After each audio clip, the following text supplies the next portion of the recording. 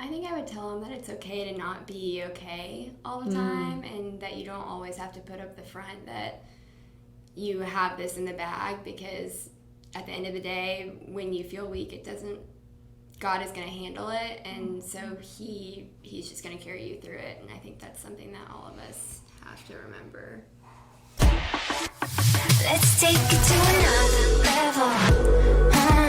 No holding back, that's right, yeah, it's now or never. We're never gonna fade away. All right. I'm so nervous and excited at the same time. 1, 2, 3. Hey everyone, welcome to the third floor with First Tips. I'm Lorette. And I'm Patty. Welcome back, guys. Today we have Grace. Grace is going to kind of teach us about her experience with childhood cancer. It was, what type of cancer did you have? Ewing sarcoma, so it was a bone cancer, and it's pretty rare for childhood cancer. So tell us about you. You were a big dancer, right? So how did you get involved with dancing, first of all? I've been dancing basically my whole life. My mom put me in dance when I was like 2.5. I think you're supposed to start at 3, and she was just like really eager. So Did you want to go? Were you just as eager? Or you're like, I mean, I don't really know what I want at 2.5, but I know that once I got into it, I really liked she's it. smart. So maybe at 2.5, It she's was the like, mother's intuition. yes, She of just course. knew, yeah. But I danced all my life. I did ballet, and then I kind of transitioned over to competitive dance. And then when I got to high school, I did drill team. Loved drill team, was an officer for my drill team. And then, so that's kind of how I got into it. In drill team, it's the Spartaneers at Stratford, and that's very competitive. Right. So you're like, it's a drill team, but that's like the drill team. I mean, that's why I'm wearing the green. So, oh my gosh, Grace. Okay, so I'm just curious, since it's a childhood cancer, at what age were you diagnosed? So I was diagnosed when I was 17. It was the very beginning of my senior year of high school. Oh my gosh. Yeah. So it's kind of this weird in between of it's a childhood cancer, but I'm 17. Yes. So I'm not really a child, but I'm also not an adult. I'm like somewhere in between. In between. Yeah. Yeah, because the official age would be 18, but in your situation, would you say that it was beneficial that you were 17 because of the hospital that you went to? And you feel like, maybe your treatment was just more specified to you? Or would you have like, okay, I want to go to another hospital, or I want to get treatment somewhere else? I honestly am glad that I was 17, because once you're 18, I would have had to go to probably MD Anderson, which is an amazing place. Of course. Texas Children's, because Ewing sarcoma really only happens in kids, Texas Children's specialized in it more, and so they had more bone cancer specialists in the hospital, and so basically after I got diagnosed, that was the place that I got referred, and we felt the most comfortable there. Wonderful. Wow, see, things happen for a reason. Absolutely. Yes. In the most awkward ways, in the most difficult ways, but they happen for a reason. They really do, yeah. I'm just also wondering, as far as, okay, so you're 17 years old, you are dancing, you're a senior now. What was it that got your attention to say, okay, something is wrong? Yeah. What happened? Yeah, I think, so my initial tumor presented in my left femur, but kind of almost a year before, I started experiencing some on and off pain in my hip. What kind of pain? Like a sharp pain? It was more of a dull pain, and it would come on and off usually after a lot of activity. So after football season, it got really bad, and we went to some chiropractors, and they said, well, your hip is pretty much just weak. Do these exercises to try and strengthen it.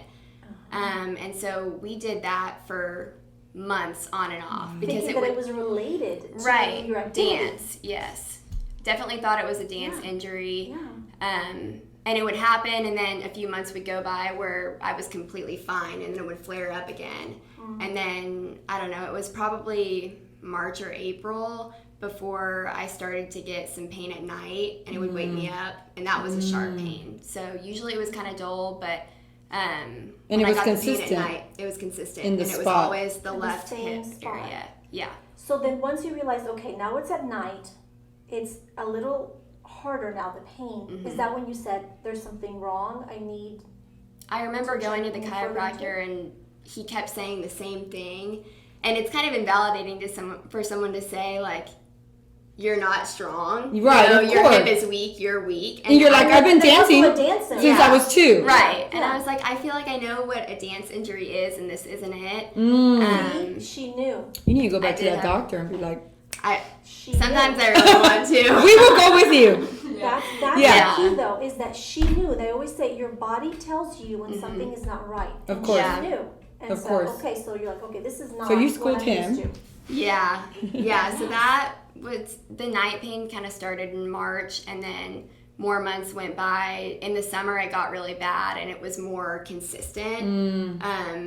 And it wasn't just flaring up every once in a while. It started to be constant, and I started to notice a difference in my gait. And so at that point, my mom was like, we have to go see a hip specialist. We have to see somebody who really knows, like, how to tackle something like this, get Right. some x-rays done. Still not thinking that What is it, that? it could be cancerous. Yeah, You're just no. thinking they need to fix something with my hip Yeah. or, okay. I remember my mom said she was hoping that they could just give me a cortisone shot to, like, Oh, get wow. me through the rest of the Yes. football season. Oh, of course. Yeah, Yeah. You're thinking just simple fix. Right. So then you go to, I remember you telling us that you went to like really well known, was it a chiropractor? No, it was. We went to a- a hip bone specialist. Okay, and that's where he found. Yeah, he did an x-ray, and Okay. he knew immediately What it that was. something was wrong. Okay. And so he referred us to who ended up being my surgeon, Chappie Conrad. He is an orthopedic oncology Okay. surgeon. At Texas Children's. So he's actually not through Texas Okay. Children's. He was through UT Physicians. Okay.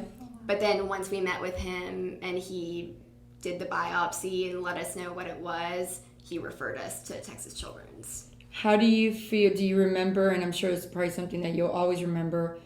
You know, when they told you, because there's 2 different maybe emotions, when it might be and then when it's definite. Do you remember like what you felt in that moment? Yeah, before we actually did the biopsy, he told us there was a 70% chance that it was a benign tumor and 30% chance that it was Wow. Ewing sarcoma. And so Oh wow, he knew. I think Yeah. we were like, okay, well, we're going to go into the biopsy. They're going to take out the benign tumor, and then I'm going to be good to go. Right. In 3 weeks, I'll be Yeah. completely fine. Right. But there was a little bit of fear in the back of my head, as I think any of us Of would course. have. But for the most part, I completely expected to wake up and, With the news of it's okay, don't Yeah. worry, we'll remove it and you keep yeah, going. it's gone. You can get back to your life. Okay. All right. Yeah. So it comes back. It's cancer. Hmm. So what in that moment? I wouldn't. I've been on the other side, but I haven't been where your shoes are. That you're being told, okay, you have cancer, and at your age. So what was your thought process in that moment? Yeah, honestly, it was kind of a blur. I think that it was just so much news all at once that it took me a while to really process. But yeah, it's hard. I mean, nobody expects to hear that, especially at age 17. That's just really unheard of, at least from my perspective Of course. at the time. And I think you might agree that, you know, we witnessed Grace having a very strong faith. And I think, and agree with me or not agree, do you think that helped you just kind of like, okay, God, this is maybe my testimony. This is what I'm going to go through, and I'm going to be fine. Oh, 100%. Oh, I love that. I Yeah. love Yeah, That's because she's 17. exactly. And most 17-year-olds are not in that mindset, no matter what they face. Well, but you know, I'm a firm believer that God knows what He does and to whom He does it. Mm-hmm. And I know that when it's a topic of cancer, you always think, but why? Mm-hmm. But we'll never know. But He knew and was confident in that you could handle it Right. because He favors you, which Right. is, you know, it's a Double-edged it's a sword. double-edged Yeah. sword. Right. But He does. I truly, I believe that completely. Mm-hmm. But also, I wanted to. I'm Okay, sorry. so- I need to interrupt because you look like a reporter. I'm loving the vibe. You're like, okay. And she's like side-eyed. So, I Grace. want to be able to get everything. 'Cause I think that I'm so honored to have Grace here. Are you with us. kidding? I was happy she said yes. Very honored because Yes. she's going to give us a younger perspective on what it is to live with cancer and then what is life after cancer. And because she's in that pivotal moment of her life Absolutely. where she's about to fly. You know, she's going to now move on to college, and what were her thoughts? Yeah. Going now, she's here, she's in her senior year, the best year of high school, all things are going to happen, and she's faced with this challenge in her life. Right. Just a challenge, because with your faith, you knew that this was just going to come and it was going to go, right? Okay, so being that you're in high school, what was your support network? Where did you go, aside from the fact of God, number one, what was your support network? What did you search for? I think I had the best support system, and that was something that a lot of people don't get. And I think that was one of the kind of rare blessings of being 17 is I'm not 3 years old and I don't really have friends, you know, Right. like I have my parents' friends that Yes. they like set me up on play dates with, but it was, it was different. I had my Another friends. you had to go. Yeah, I don't know. We'll talk to Holly about that later. Yeah, but I had a really great support system. People just immediately came and wanted to do anything and everything they could to help me in any way possible. The best friends ever. Oh, that's a blessing. They got For shirts. real. Yes. Grace and Gladiators. Because it could have been the opposite. It could Oh, have been for the sure. opposite to where your friends could have been, maybe for a couple of weeks because they Right. love you, because they feel for you, Right. but then life goes on for them, and they could have completely just continued life, and you. Yeah, and You I've know, met in some the other moments. people through the Ewing's community who have gone through this in high school, and they've had really tough experiences because their friends kind of dropped them So that after happened. the first month or two. Wow. See, it's a possibility. Yeah. So Oh, you're it very definitely blessed is, to yeah. have such a tight circle of friends that stood by you Right. through it all. Yeah. And having parents too Of course. that are just kind of like pillars of like whatever we need to do, stopped everything they were doing, her care, your health, Number one. number one. Yeah. Of course. Well, the reason why I kind of go more for the friends is Yes. because I put myself in her shoes. And in that time of life, it's about your friends. Oh, of course. You know, of Yeah. course, your mom and your dad are like, Yes. but you know that they're Yeah. always there. Yes. Right. Right? So, were there any annoying moments? Were there any moments to where you're like, please Don't ask me that. don't ask me that. Don't bring me that. Or don't say that. Or leave me alone. That's Or a good don't leave me point. alone. Did you have Yeah. those moments? Yeah, I think I definitely did. A lot of people love to use the word "you're so strong," Yeah. and it definitely is a compliment in a lot of ways, and it's good to hear sometimes. But I remember when I was in some of the really hard mental parts of treatment, hearing the words "you are so strong" almost felt like a command. Like I had to put on this face of Wow. like being something that like. When I felt really weak, I felt like I had to be strong for everybody else. Oh, wow. And it was just, I don't know. I That's think not fair to you because right, you're the one because that's I was going. the one going through it. Right. And I think that, I mean, people have to, that's a good point because you're saying you're so strong and she's probably thinking, well, I can be strong in other ways. Like in this way, if I want to fall down and be in bed and cry all day, there's nothing wrong with that either. Right. What would you say to maybe someone that is, because we do have millions of viewers.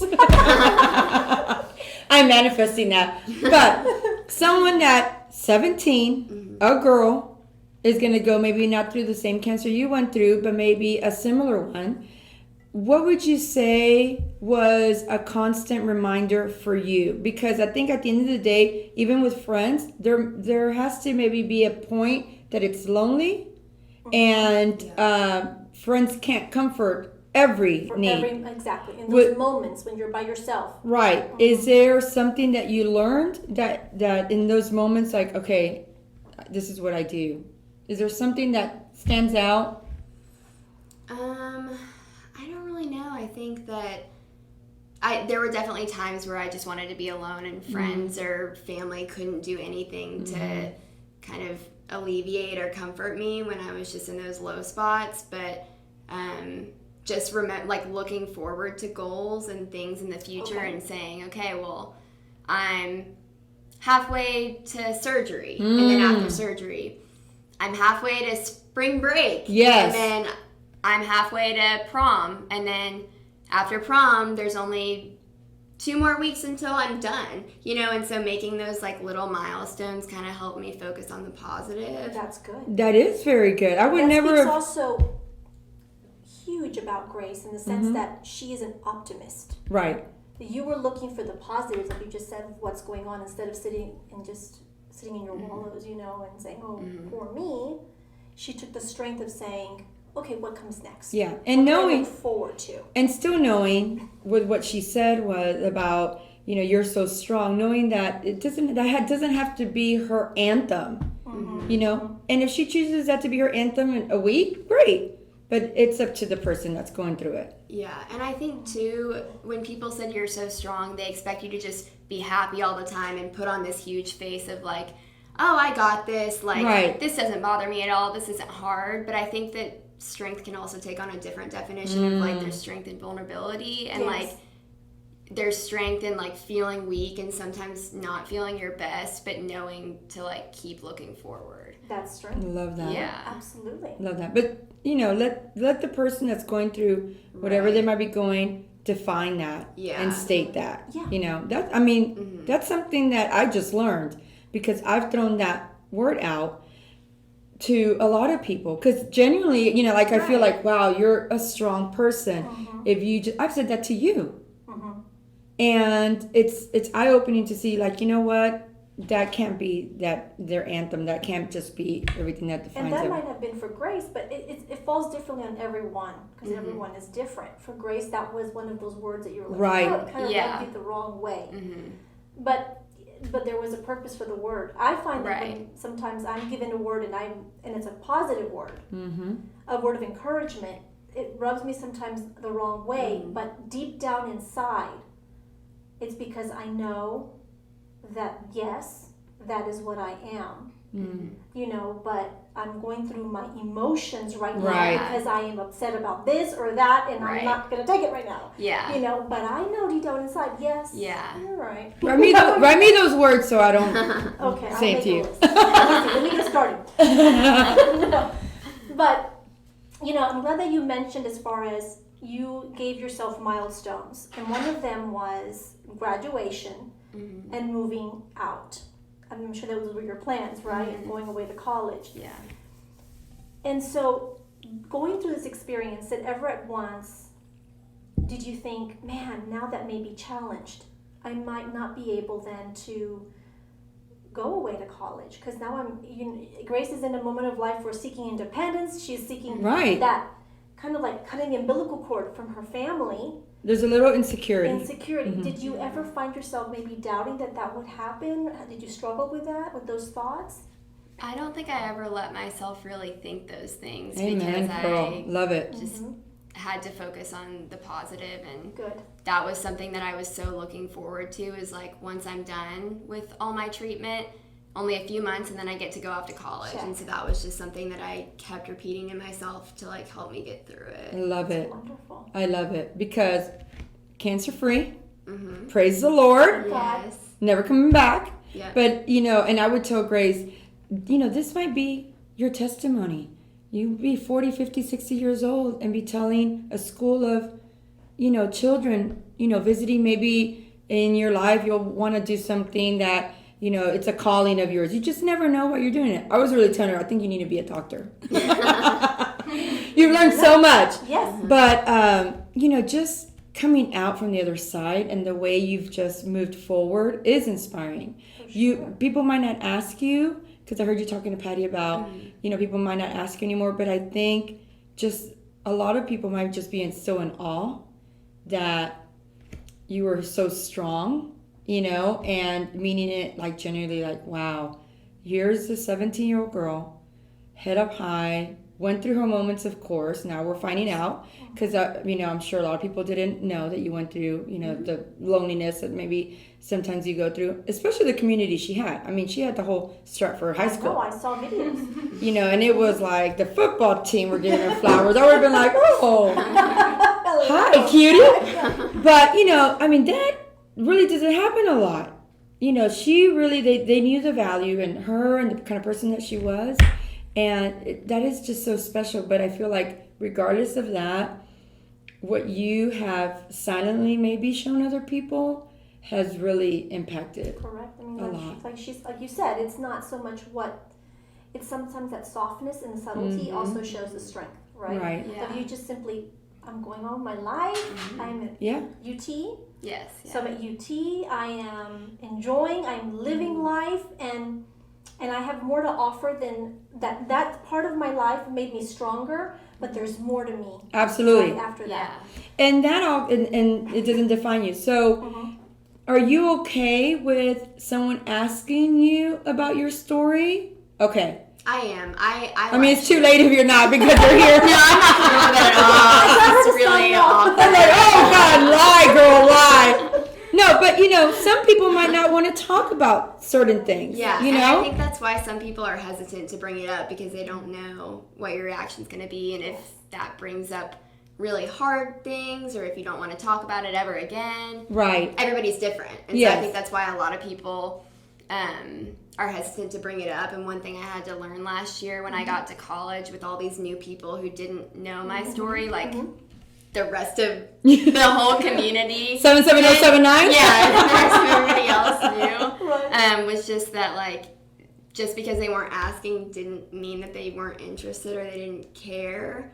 Like, it had nothing to do with me. It wasn't a reflection on, like, who I am or what my story is. Yes. Amazing. So did you have any lingering side effects in any way from the experience? Because now you're, like you said, you're in college. People, they know grace the now. So did you have anything to where you're still holding on to any side effects as far as emotionally maybe, or I don't know, maybe physically, or? Yeah. So because I had a bone cancer and I had surgery to take out the tumor, they put in a metal implant in my femur and my hip. So that obviously has affected my gait. My legs get tired more easily. I can't really run. The doctor said, that's just not really good for my limbs and everything. I get more tired more easily. Had to find different ways to exercise. Dance used to be my number one go-to, and I had to kind of modify that a little bit. So I think physically that's been the biggest side effect. But then moving on from that, I think emotionally it was hard because I think when you're going through treatment, you suppress a lot of the emotions that you're going through because you just have to focus on getting through it. Of course. Fight or flight. And then once you get out of it, you're like, what just happened? And like, where am I now? Yeah, because it's been 3 years? 4 years. Since I finished, it's been a year and a half. A year and a half. Wow. Yeah. Year and a half. Yeah.